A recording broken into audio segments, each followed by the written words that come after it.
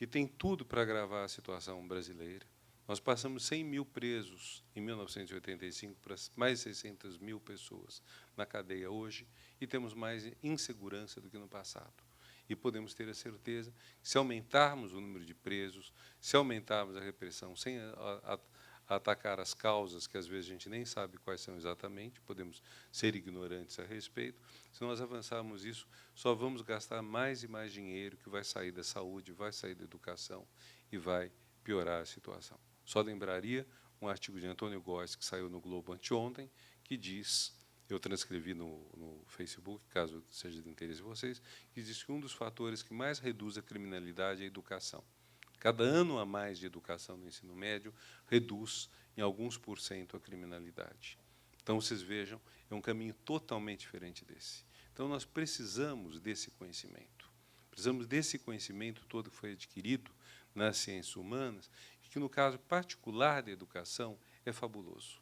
O Brasil, nos últimos 25 anos, desde Murilo Ringel, ministro de Itamar Franco, na pasta da educação, desde ele até, pelo menos, os ministros do próprio golpe, houve um empenho em melhorar a educação, em conhecer os hábitos, conhecer o que acontece, fazer descrição de problemas, fazer análise. Nós avançamos muito nisso. Avançamos também nos resultados.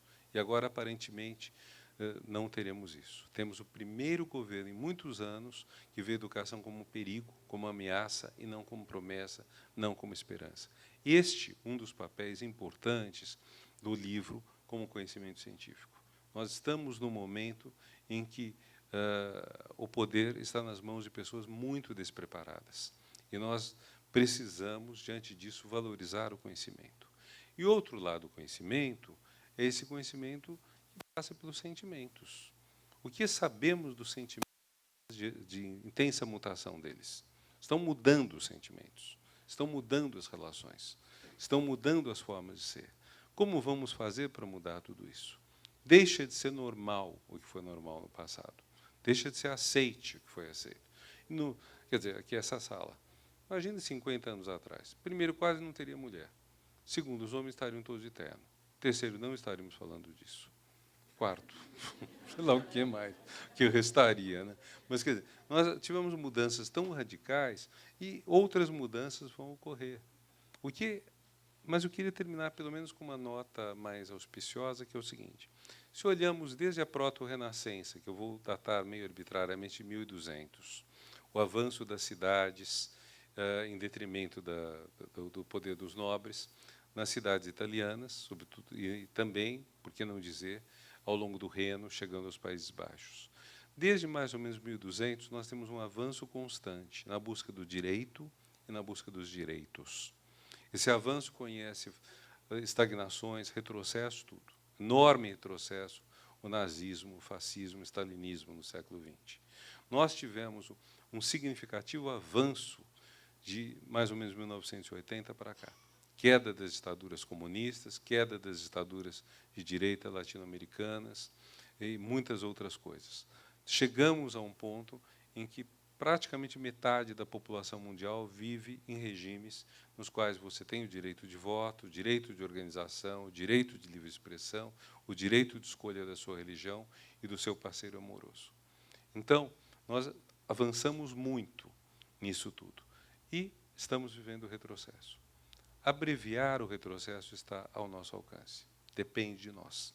Não é um trabalho fácil, um trabalho muito difícil, mas é preciso. É absolutamente preciso abreviar o retrocesso. E um dos caminhos para isso é o conhecimento.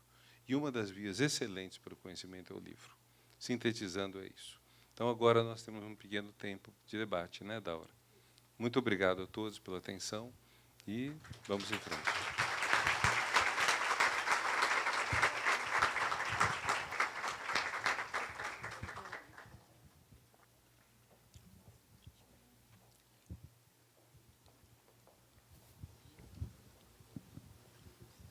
O microfone está à disposição.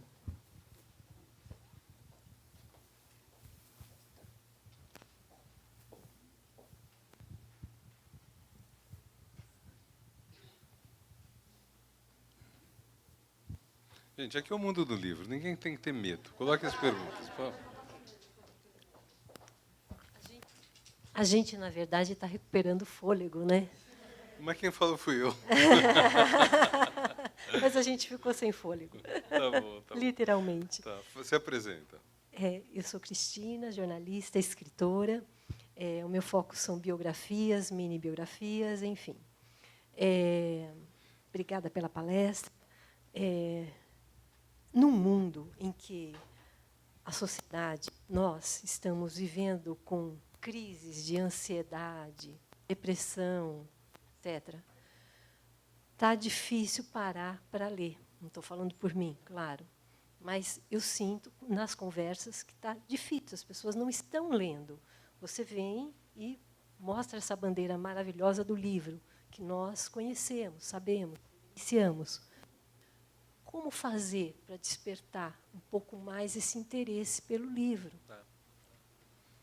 Obrigada, Só Renato. Só. Pois essa é a grande questão. Vejam, o Haddad, como ministro, decidiu dar a cada biblioteca, a cada escola pública, são umas 150 no Brasil, uma biblioteca de qualidade.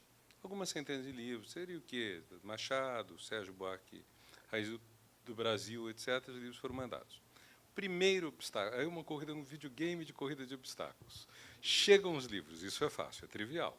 Mas, assim, primeiro obstáculo, tirar o livro da caixa de papelão. Não é óbvio. Não é nada óbvio. Porque quantas não são as escolas que nunca tiraram o computador da caixa? De medo de que ele estragasse, por não ter gente que sabia o que fazer. Então, primeiro obstáculo, você tem que jogar várias vezes até tirarem os livros da caixa. Colocar numa estante. Que tipo de estante? Temos estante? Não. Então, temos que reclamar à Secretaria Estadual que compre uma estante. Então, se possível, uma estante com vidro, chave e tudo mais. Terceiro problema. Esses livros a gente vai deixar ler, porque ler estraga. Complicado, né? Então, há esse risco. Eu conheci uma senadora, uma mulher fabulosa, Regina, senadora pelo PT do Piauí, ela era alfabetizadora. Então, quando eu estava no MEC, eu lembro de conversar com ela, ela dizia, ela alfabetizava e deixava os alunos arrebentarem os livros de alfabetização, cartilha.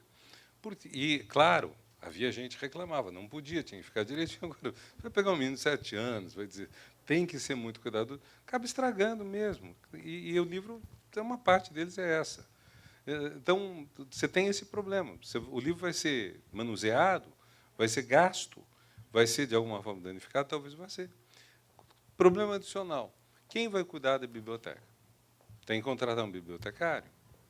Bom, é uma biblioteca de escola, provavelmente ela fica aberta no recreio, que deve ser de 15 a 30 minutos, e fica aberta também na hora da entrada e saída de alunos. Então, ela vai abrir, digamos, 7 da manhã, 10 da manhã, meio-dia, 3 da tarde, 6 da tarde, cada vez 15 minutos, 20 minutos. Você vai contratar uma bibliotecária para atender nesses períodos? Ou duas, talvez, porque já passou de 8 horas de extensão? Quer dizer, se você resolve todos esses problemas, aí surge o problema final, que é o seguinte: como você vai ensinar os alunos a gostarem de ler? E aí é um dado importante que o Estadão publicou uns 2 anos atrás, que era que, pegando todos os professores da educação básica pública brasileira, a média de livros lidos no ano anterior era inferior a 2 per capita. É claro que nós não estamos falando dos professores de português. É claro que estamos falando de todos os professores. É claro que eu posso entender que uma pessoa possa ser um excelente professor de matemática ou de química sem ter aberto um livro no ano, embora eu ache que, como ser humano, ele vai perder alguma coisa. Mas vamos fazer esse desconto. O fato é que professores que leem pouco, como vão convencer alunos que leem pouco? Passa agora para o imaginário transmitido pela mídia. Vocês lembram, em alguma novela recente, eu sei que ninguém vê novela, mas todo mundo anda no corredor e pega algum pedaço de novela enquanto está no corredor, às vezes um capítulo inteiro. Então, mas vocês lembram de alguma novela recentemente em que alguém lesse um livro, valorizasse a da escola, alguma coisa assim? Não, mais provável. Tem que ir para a escola, vou ter uma prova, e você faz uma cara aborrecida. Eu disse isso para o Zé Roberto Marinho, presidente da fundação, Roberto Marinho, mas que não é quem cuida da TV, eu falei, olha, isso causa um desastre tremendo. Eu lembro uma novela em que o Tony Ramos era dono de uma livraria e recomendava de vez em quando um livro, uma novela de mais de 10 anos atrás. Alguém lembra o nome dessa novela? Oi? Gente, eu estou ouvindo mal. Laços de Família. Tá ótimo, gente. Estou ouvindo mal, tá ruim. Então, mas você vê, é muito raro. Uma vez a Marisa Lajolo, que é uma especialista em leitura, tudo, Marisa me mandou um e-mail contando, e até na época eu tinha uma coluna sobre TV no Estadão, eu coloquei essa história, de um programa em que havia um debate entre como usar um determinado recurso na escola, entre a biblioteca, fazer uma biblioteca, sendo que a bibliotecária é um personagem muito antipático, ou uma quadra de esporte. Você está perdida. Desde o começo está perdida. Cada programa desses mata vários professores, enfim, reduz o QI brasileiro, tudo mais. Então, nós temos uma sociedade em que a curiosidade, a vontade de ler são muito baixas. Um dos problemas sérios de professor, certamente, é a baixa curiosidade do aluno. O aluno não se coloca perguntas, não se coloca questões. Então, para chegar a um ponto tão simples, partindo de uma coisa que é um ovo de Colombo, você faz essas edições, que deixaram muitas editoras pequenas felizes, que surgiram editoras pequenas para editar os livros para o MEC, que fizeram belas edições, excelentes, tudo isso sucumbiu. Chegou a hora que não tinha mais dinheiro para comprar esses livros. Agora, o triste não é você chegar a uma hora que você não pode mais repor as bibliotecas. O triste mesmo é essas bibliotecas não serem lidas. E, para chegar a isso, eu peguei várias etapas. Quase todas elas são complicadas, são difíceis de resolver, inclusive a contratação do bibliotecário, porque você convencer que tem um funcionário, uma funcionária que pode dedicar 4 vezes do dia, 15 minutos, a fazer isso, e colocar lá, isso não é tão simples assim. Mas, quer dizer, mas em tese isso se resolve. Agora, o mais difícil mesmo é acostumar as crianças a lerem. Então, ainda mais se isso não é um hábito brasileiro. Veja, você compara, por exemplo, com a Europa. Falam que nós gastamos 6% do PIB, ou perto disso, em educação, a OCDE também. Tudo bem, só que nos países desenvolvidos da Europa, eles têm o quê? Tem 150 anos de alfabetização universal. Aqui no Brasil, tem gente, eu acredito que todo mundo é filho de pessoa alfabetizada, praticamente, hoje no Brasil. Mas quantos são o primeiro da família a terminar o ensino médio? O primeiro da família a fazer uma faculdade? Vizinhos meus de classe média, média, festejaram quando o primeiro da família entrou numa universidade pública, sabe? Então, você tem uma situação toda que as coisas são tão precárias, tão novas, o repertório cultural, às vezes, é tão inexistente, e o problema é que isso tudo se repõe. E agora, essa valorização, especialmente do WhatsApp, que é a pior das redes sociais, a meu ver, porque é uma rede social que não é social, ela não é pública. Você não tem, inclusive, como verificar, se você quiser processar alguém por uma canalice no WhatsApp, só se uma pessoa que está no grupo tiver tido acesso fotografado, porque não tem maneira de você transpor como chamam, o criptografar disso. Então, é muito complicado. Na hora em que você tem gente confiando mais no WhatsApp do que no livro, complicado. Mas eu me estendi um pouco. Quem é próximo? Professor Renato, louvável esse interesse e investimento em colocar livro na escola, investimento altíssimo, né? Tem alguma possibilidade de fazer com que a criança goste de ler em casa? Que ele já vá para a escola? Como ter um investimento? Como pensar? Não sei se tem alguma coisa nesse sentido, de no lar, na família, haver uma coisa que a criança já tem um prazer de ler, não deixar isso na mão só da escola, da sociedade. Tem alguma coisa nesse sentido? Eu não sei, mas eu suponho que a chave para isso, que o acesso à leitura muitas vezes seja mediado socialmente, ou pelo professor, ou pela família. Então, numa família em que as pessoas gostam de ler, eu acredito que seja mais possível os filhos gostarem de ler, mas não é óbvio, porque tem as mudanças generacionais. Meus 2 filhos, por exemplo, eles sempre gostaram muito mais de de game do que de livro. Então, meu filho mais velho, agora, ele está lendo livros, porque ele tem um interesse social forte, preciso, está lendo muito. Mas ele lê muito mais as coisas que ele gosta, é muito focada a leitura dele. Literatura ele lê pouco. Então, isso não tem uma chave. Nós vivemos realmente uma crise da leitura.